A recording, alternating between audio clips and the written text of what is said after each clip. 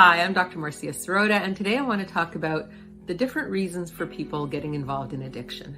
Now, there are a number of different reasons why people can get involved in addiction, and it can be a personality factor, it can be a family factor, it can be a genetic factor, it can be a combination of different factors. So the first thing I want to talk about is childhood trauma, because I've seen a lot of childhood trauma associated with addiction. When you have childhood trauma, what that means is that you're having negative experiences or a lack of positive experiences. So you might be experiencing abuse or neglect, you might be experiencing violence or disruption, and these kinds of terrible experiences can make you prone to addiction later in life. Now, you can also have parents who are addicts, parents who are misusing alcohol or drugs, and that can also predispose you to addiction because this is a model for coping. And we learn from our parents how to cope with stress, how to cope with our losses and our difficulties, our challenges in life. And so if our parents are using addiction to cope, then this becomes our way as well, because this is what we have learned from them. If our parents are drinking to excess, it's very common for us to drink to excess. If our parents are using drugs as a coping strategy, it's common for us to use drugs as a coping strategy. It's not because of something necessarily genetic, but it's because they have modeled this behavior to us. So the combination of childhood trauma and also parents using substances is a very strong factor for somebody growing up and becoming addicted to drugs or alcohol as an adult. Now, there are other reasons for people to become addicted as well. Some people have what's called an ecstatic personality. This was something that was described by Carl Jung many years ago. And the ecstatic personality is a personality who is naturally prone to ecstatic experiences, highs. So this person might like extreme sports, or they might be a musician who wants to become ecstatic by playing music. But they also might want to experience ecstasy through altered states from drugs or alcohol. And this person might be prone to addiction because they are very excited about having these ecstatic states. They want to have more of these ecstatic states and they can't have enough of them. And the problem with that is that our brain supports that because there is a pathway in the brain, the dopamine pathway, which is set up to give us more pleasure when we engage in these addictive substances, but it also creates more cravings. So it's this funny little system where we engage in the activity, then the dopamine kicks in, gives us a burst of pleasure, but once it has given us the burst of pleasure, it also then craves the substance or the behavior even more.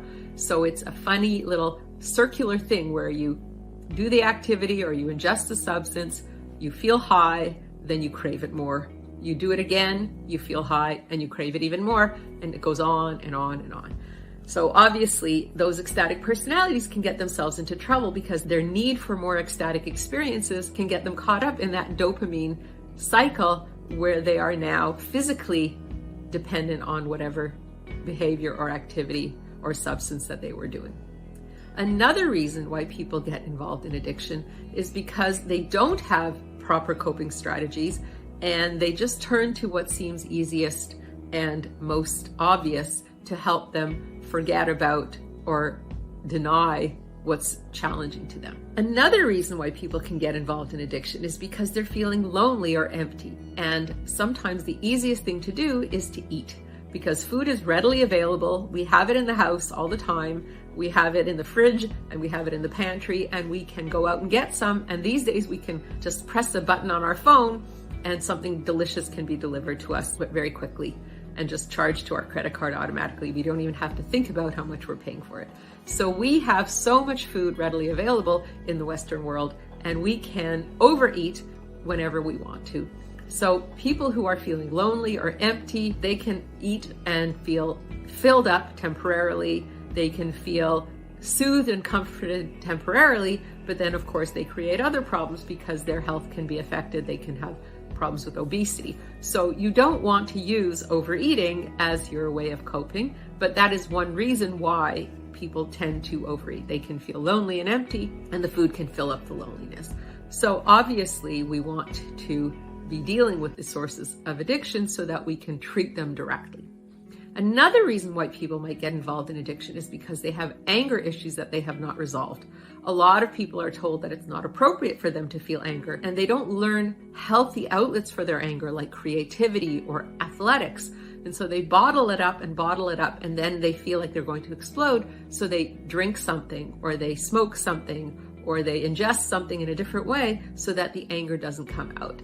And they don't know what to do with this anger, and so they keep having to shove it down with their addictive behavior because they're terrified of doing something bad with the anger. Now, it's commendable that they don't want to act out with their anger, but it's sad because there are other ways that they can deal with their anger which have nothing to do with being engaged in addiction. Another reason why people have addictive behavior is because they don't know what to do with their identity. They feel lost, they feel confused, they don't know if they want to express who they really are, they don't know if they are comfortable being authentic.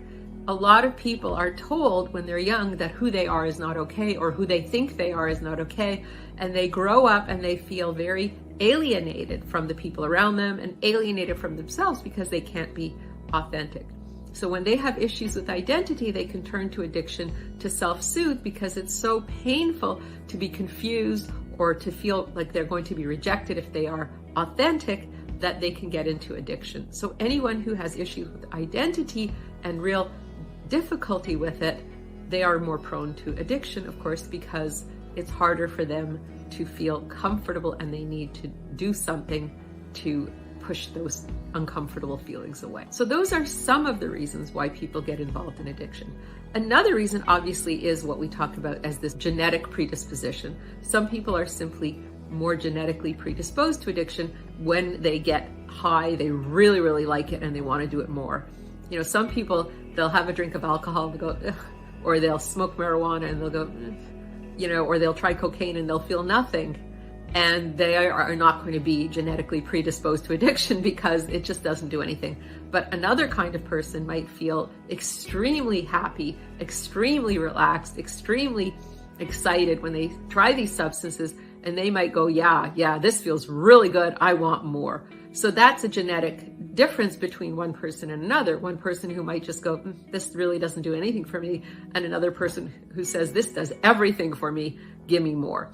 So we have to know, again, that this is a factor in addiction. There are many factors: familial, modeling, genetics, trauma, identity, loneliness, alienation, all of these factors, anger, these are all factors that can lead to addiction. And for people who are treating addiction, we need to understand that it's not just one reason. It's not just, you know, the person has a genetic predisposition or they have unresolved feelings. No, it can be a number of different factors, and a number of different factors can overlap to make it very difficult for somebody to be diagnosed and treated for addiction. So it's really important to consider all the different factors that might be involved in addiction, including trauma, including grief, including anger, loneliness, emptiness, and identity issues, as well as family issues and potential genetic issues, because when we're dealing with someone who has addiction, we really want to cover all the bases to give them the best possible chances of recovery. I'm Dr. Marcia Sirota, talking about the sources of addiction, and I'll be back talking about more mental health and wellness topics very soon.